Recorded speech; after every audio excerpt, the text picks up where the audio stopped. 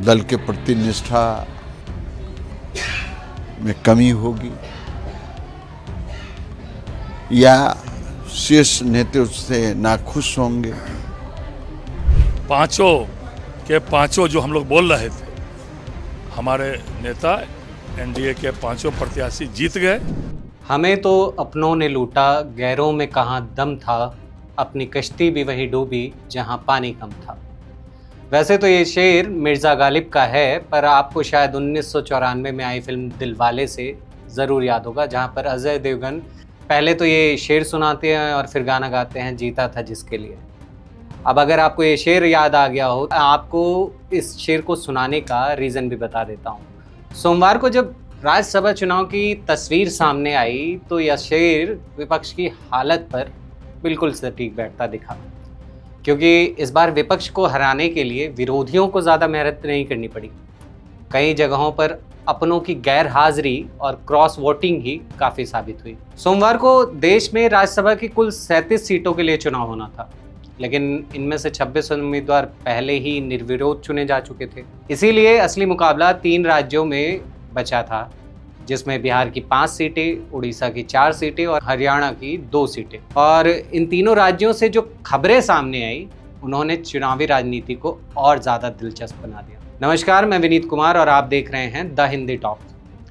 तो आज जो सबसे ज़्यादा चर्चा रही वो चर्चा रही बिहार की, क्योंकि यहाँ पर 5 सीटों के लिए 6 उम्मीदवार मैदान में थे और असली पेच 5वीं सीट पर फंसा हुआ था।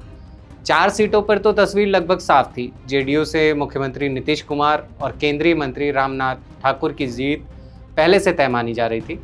वहीं बीजेपी से नितिन नवीन की भी जीत लगभग पक्की मानी जा रही थी और एनडीए समर्थित उम्मीदवार उपेंद्र कुशवाहा भी मजबूत स्थिति में थे। लेकिन असली मुकाबला 5वें उम्मीदवार शिवेश राम की सीट को लेकर था, जहां चुनाव का पूरा गणित अटका हुआ था। इस सीट पर आरजेडी के उम्मीदवार अमरेंद्र धारी सिंह के साथ सीधे टक्कर दिख रही थी। विपक्ष को उम्मीद थी कि अगर सभी विधायक एकजुट रहे तो 5वीं सीट पर मुकाबला बराबरी का हो सकता है, खासकर तब जब एआईएमआईएम जैसे दलों का समर्थन आरजेडी उम्मीदवार को मिलने की चर्चा चल रही थी।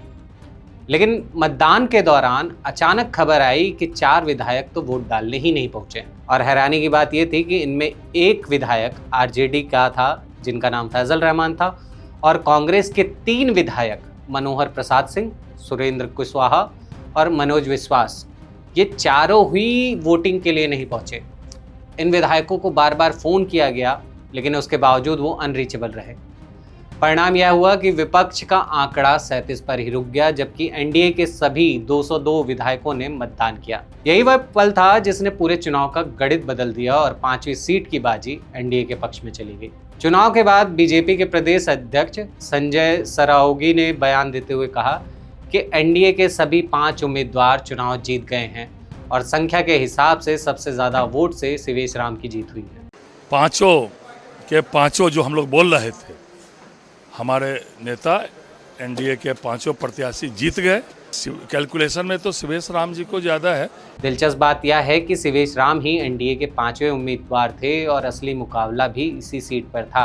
यानी जिस सीट को लेकर सबसे ज़्यादा सस्पेंस था, आखिरकार वही सीट विपक्ष के हाथ से फिसल गई और बिहार में एनडीए ने 5 राज्यसभा सीटों पर जीत दर्ज कर ली। इस पूरे घटनाक्रम के बीच एनडीए नेताओं ने विपक्ष पर तंज कसना भी शुरू कर दिया। जेडीयू सांसद संजय कुमार झा ने कहा कि उन्हें पहले से विश्वास था कि एनडीए के सभी 5 उम्मीदवार जीतेंगे और चुनाव के समय कई लोग अपनी अंतर आत्मा की आवाज़ भी सुनते हैं। हम लोग शुरू से कह रहे थे कि 5 कंफर्टेबली एनडीए के प्रत्याशी जीतेंगे।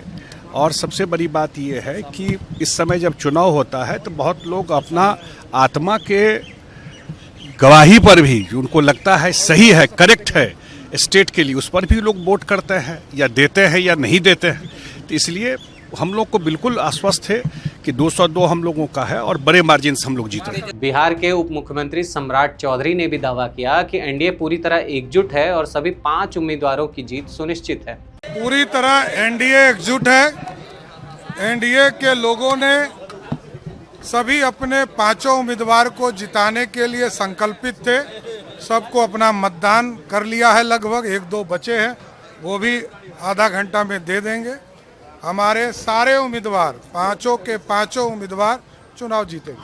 वहीं केंद्रीय मंत्री रामनाथ ठाकुर ने तो और भी ज़्यादा तीखा निशाना साधते हुए कहा कि अगर कुछ विधायक वोट देने नहीं आए तो उसके पीछे या तो पार्टी के प्रति निष्ठा की कमी है या टॉप लीडरशिप से असंतोष है।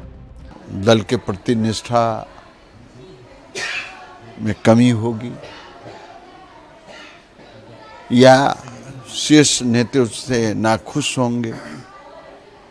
दूसरी तरफ कांग्रेस प्रदेश अध्यक्ष राजेश राम ने स्वीकार किया कि 3 कांग्रेस विधायकों का वोट न डाल पाना विपक्ष के लिए बड़ा झटका है और उन्होंने आरोप लगाया कि बीजेपी जिस तरह से पूरे देश में काम करती नजर आई है वही तरीका उसने बिहार में भी अपनाया। देखिए, पहला तो ये है कि हमारे लिए तो सेटबैक है ये बात के कि हमारे 3 विधायक वोट नहीं दे सके, लेकिन नहीं दे सके इसके पीछे 3 महत्वपूर्ण बातों पर आपका से मैं चर्चा करना चाहता हूँ। पहली बात तो ये है कि पूरे देश में जो बीजेपी के काम करने के जो स्टाइल है वो बिहार में स्टाइल प्रूफ हो गया। अब जरा उड़ीसा की बात करते हैं। यहाँ 4 सीटों के लिए 5 उम्मीदवार मैदान में थे और मतदान के दौरान काफ़ी तनावपूर्ण माहौल देखा गया। बीजेडी विधायक नवा किशोर मलिक के मतदान के दौरान विधानसभा में तो धक्का मुक्की की तस्वीरें भी सामने आईं। इसी दौरान एक और बड़ा ट्विस्ट तब आया जब कांग्रेस के कुछ विधायकों ने क्रॉस वोटिंग कर दी। रिपोर्ट्स के अनुसार कांग्रेस विधायक रमेश जैना, दशरथ गोमांगो और सोफिया फिरदौस ने बीजेपी समर्थित उम्मीदवार के पक्ष में वोट दिया। इस क्रॉस वोटिंग ने उड़ीसा का चुनावी समीकरण भी बदल दिया और विपक्ष को यहाँ भी झटका लगा। हरियाणा की बात करें तो वहाँ भी चुनाव कम दिलचस्प नहीं रहा। यहाँ 2 सीटों के लिए 3 उम्मीदवार मैदान में थे। एक सीट पर बीजेपी उम्मीदवार संजय भाटिया की जीत पहले से ही तय मानी जा रही थी, जबकि दूसरी सीट पर कांग्रेस उम्मीदवार करमवीर सिंह बौद्ध और बीजेपी समर्थित निर्दलीय उम्मीदवार सतीश नांदल के बीच मुकाबला था। लेकिन यहाँ भी चुनाव के दौरान विवाद खड़ा हो गया।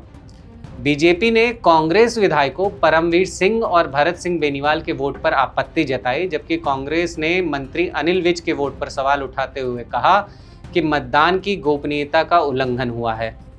यह मामला अब इलेक्शन कमीशन ऑफ इंडिया के पास भेज दिया गया है और आयोग के फैसले के बाद ही मतगणना शुरू होगी। इसी बीच इंडियन नेशनल लोकदल यानी INLD ने राज्यसभा चुनाव का बहिष्कार कर दिया और उसके दोनों विधायक मतदान में शामिल नहीं हुए, जिससे हरियाणा राज्यसभा चुनाव का समीकरण और बदल गया। कुल मिलाकर सोमवार के राज्यसभा चुनाव ने यह साफ कर दिया कि राजनीति में जीत हार सिर्फ विरोधियों की रणनीति से तय नहीं होती। कई बार अपनों की गैर हाजिरी, क्रॉस वोटिंग और बहिष्कार ही पूरा खेल बदल देती है। बिहार में विपक्ष के वे विधायक गायब, उड़ीसा में कांग्रेस की क्रॉस वोटिंग और हरियाणा में INLD का बहिष्कार, इन सब का फायदा आखिरकार NDA और बीजेपी को ही हुआ। और इसीलिए आज की राजनीति पर वही शेर फिर से याद आता है, हमें तो अपनों ने लूटा, गैरों में कहाँ दम था, अपनी कश्ती भी वहीं डूबी जहाँ पानी कम था। अब असली सवाल यही है कि यह सब सिर्फ संयोग था या फिर भारतीय राजनीति में एक और खामोश सियासी खेल खेला गया, जिसे हम ऑपरेशन कमल के नाम से भी जानते हैं। आप इस बारे में क्या सोचते हैं? अपनी राय हमें कमेंट में ज़रूर बताएं और ऐसी ही वीडियो को देखते रहने के लिए हमारे चैनल को ज़रूर सब्सक्राइब करें। धन्यवाद।